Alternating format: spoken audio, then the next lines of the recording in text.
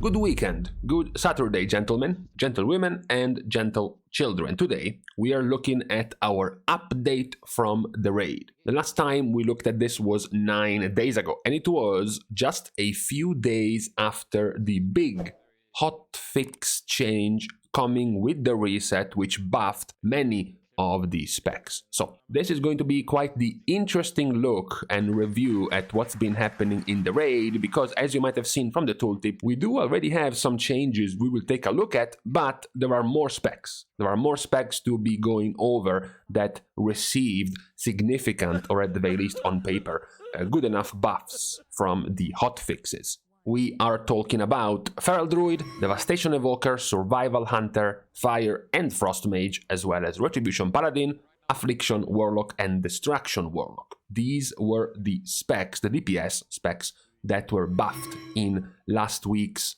hotfix. So our goal for today is to go and compare these results of this week to the last time we checked, just to see how many things have changed in the raid. We're going to move more quickly through the more boring part of our review, which is going to be the popularity, as not much is changing. We are seeing Outlaw becoming a tiny bit more popular. Besides that, most of the other results are generally speaking the same. Arms Warrior once again is crawling up the ranks of popularity little by little. Who knows if by the end of the tier, or more likely by 10.0.5, they will start soundly overtaking Fury Warrior. But still, for now, it's not much to write home about when it comes to the popularity of these specs, especially if we look at all of the boss fights. We will have some more examples of some particular specs being played much more in a particular boss. We don't have nearly as many changes when it comes to healers. Once again, we have Preservation Evoker as the number 1 and Restoration Druid as the clear number 2, with a little bit of a gap from Holy Priest. Those three make up the majority of the composition for healers right now in Season 1. There's going to be a good enough gap from the bottom 3 healers, Restoration Shaman, Mistweaver Monk, and Discipline Priest, with Holy Paladin in the middle. This, for now, is maintaining what we had already seen the last week, and also what we kept seeing pretty much for the entirety of the season. So let's move on to more interesting things. The more interesting thing is that when we look at the DPS chart, the DPS rankings for all of the specs, we immediately see some significant differences from last week. So number 1, because it jumps to the eye much more easily, is that the red is much lower down. Last week we had this period where both Frost DK and Unholy DK surprisingly were in the top 4. Now they just crumbled all the way down to middle of the pack, out of nowhere. They both lose some like 7 to 8 ranks in just 8 or 9 days.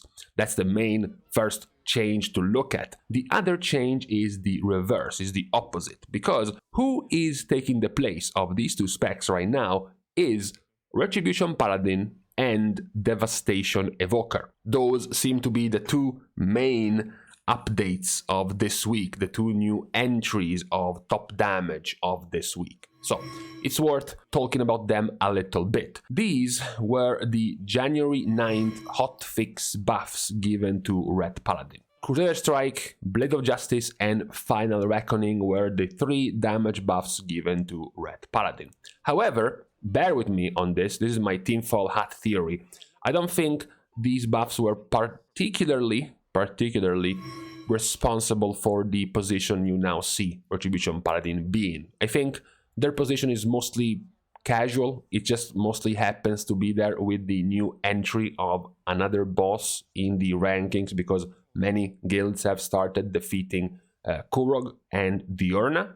And as we can see, especially when it comes to Diurna, you can see Red Paladin currently being at the top. This definitely is one of the main reasons why Red Paladin overall ranking has spiked up so much.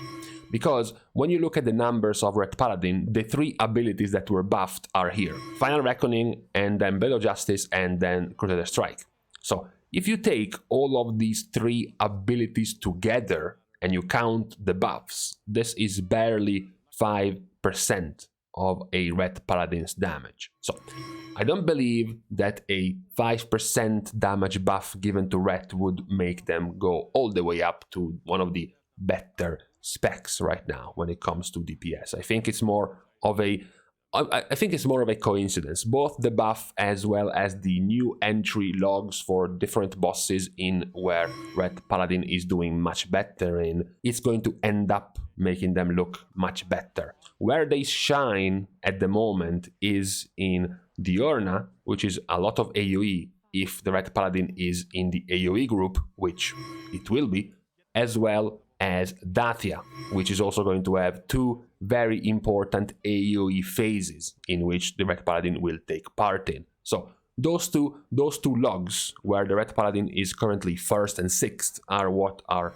spiking up the current results of Red Paladin in the overall rankings, as well as, of course, the 5% damage buff that they received in the hotfix of January 9th definitely helped as well. But I don't think it was the main culprit as to why Red Paladin suddenly went up in the rankings. The other spec which went up in the rankings was Devastation Evoker. Now, the buffs to Devastation Evoker are actually a little bit bigger than the ones we have gotten from Retribution Paladin. Devastation Evoker received a whole bunch of buffs that they don't care about because those are talents they don't take.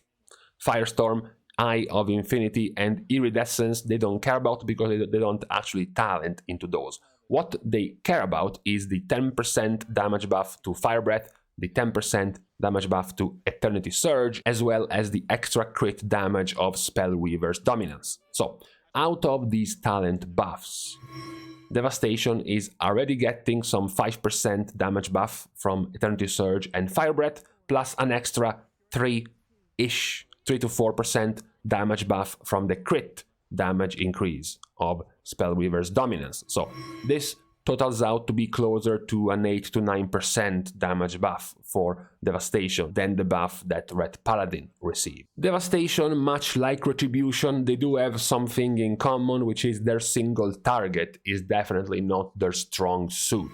As you can see, Devastation post-buff single target damage on Terros is still quite mediocre, as well as their consistent AoE damage on Primal Council is much better, it's towards the top half. Their AoE burst on Dathia, their couple of phases of AoE are still towards the top half, not as good as Red Paladin. Their Diurna consistent AoE loses out compared to Red Paladin, although this is also because there are more Devastation Evokers that are kept in the group that sticks to the boss and doesn't go doing a bunch of AoE damage. If they did, they would be much higher than this, only to then be once again much better on Kurog, where they get to cleave on multiple targets, being one of the better DPS specs. So both of these specs are more apt at doing damage to multiple targets, at the very least more than just 1 or 2 targets, and after getting buffed and after getting a couple of new bosses with a whole bunch of logs,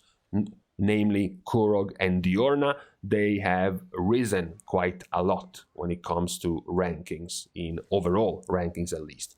Now, what about the specs that did much worse? What about other specs that have gotten, for example, much better? Because besides these two outliers, Feral Druid is also doing much better. Feral Druid jumped up some 10 plus rankings compared to last week.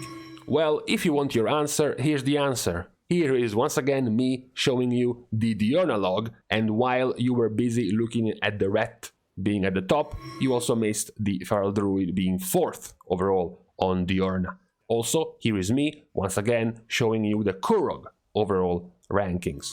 And as you were busy looking at Devastation Evoker being the 2nd best on Kurog, you can also see Feral Druid being in the top half of the logs.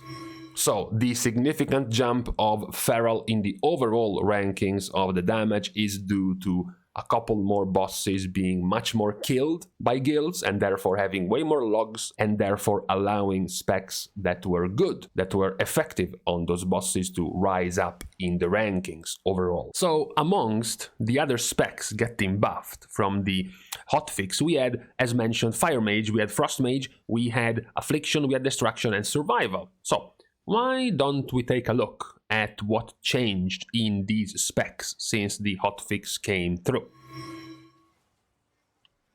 Well, if anything, things are getting slightly worse for Fire Mage, I guess slightly better for Survival Hunter, but we can say that not much is changing to these 5 specs getting buffed by the hotfix, at the very least for now, after a little bit over a week. But as I said, there are some slight, tiny changes, because even though, if you looked at the damage, if you looked at the results of the 2 newer bosses having plenty of logs in work of logs like Dathia and Kurog. If you look, for example, at Kurog, we do have Destruction Warlock doing much better. Yes, Affliction is still quite low, as also Frost Mage and Arcane Mage are still somewhat in the middle. If you look at the other one, being Diurna, in terms of results, you can see that, unfortunately, this time both of the Warlock specs are back at the bottom. But what changes is the popularity. So what are the Warlocks actually playing? Because if you look at Kurog, now it's Destruction who is suddenly the most played spec over Demo. And if you look at Dathia, even though the specs are still doing quite badly on Dathia, it's Affliction and Destruction which are getting played, unlike Demonology, which is played much less. So technically their performance doesn't really seem to have improved that much overall, but they are at the very least seeing more play compared to before. Situation not really true for the other buffed specs. Frost Mage, Fire Mage and Survival Hunter are still quite low in their play rate, and they are still not nearly as played as their more popular specs, the popular choices, Marksmanship and Arcane Mage at the moment.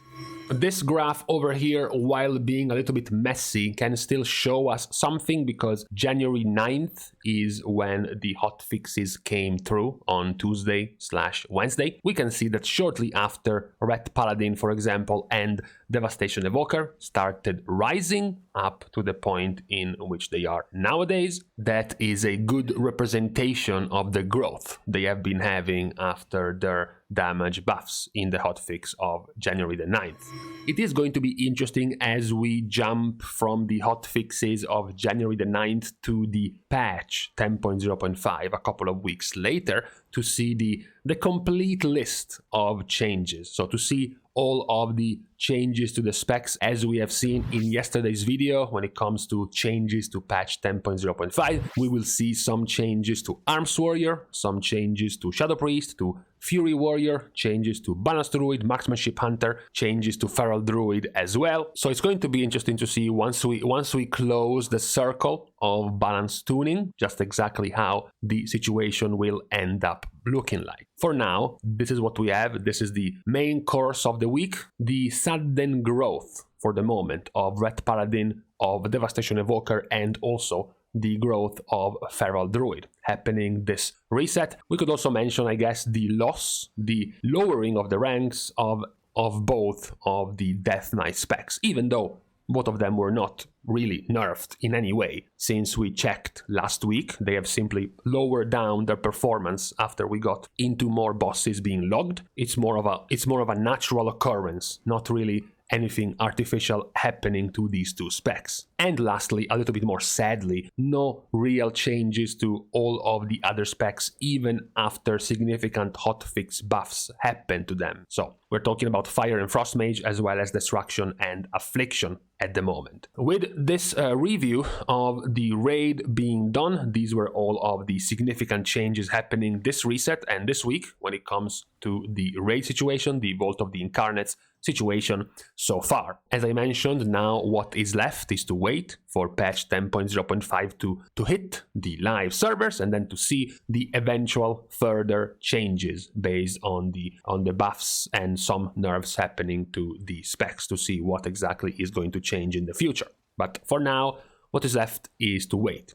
So as we wait, we are going to leave each other, starting by thanking all of my Patreon supporters, of course, for the help and the contribution to the growth of this channel. You can still support in other ways, not including having to break your piggy bank and give out money. For example, liking and commenting down below, as well as subscribing to the channel itself, are still fine enough ways to show your support. You can also support by following me on Twitter, which could be useful to, for example, here whenever I go live on stream or whenever I want to communicate something, anything, to all of my viewers. That would be the place to check it out from. And lastly, of course, I am sometimes, I've been told by people, live streaming on Twitch, starting around 10 p.m. Central European Time, 1 p.m. Pacific, and 4 p.m. Eastern US time zones. So with this out of the way, thank you guys again for watching. See you guys soon. And in the meantime, I had a crisis the last couple of days, back-to-back visits to the shop, and forgot to buy my tea both times. But now we are good. Now we have stocked ourselves for a few weeks worth of tea. It's all good.